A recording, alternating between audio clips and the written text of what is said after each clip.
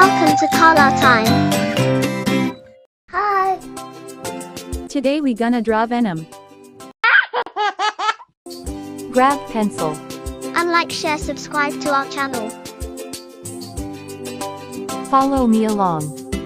Venom, for kids, can mean either the harmful toxins animals like snakes and spiders produce, venomous creatures, or the fictional, alien character from the Spider-Man universe, the symbiote. Venomous creatures use their toxins to immobilize prey or defend themselves.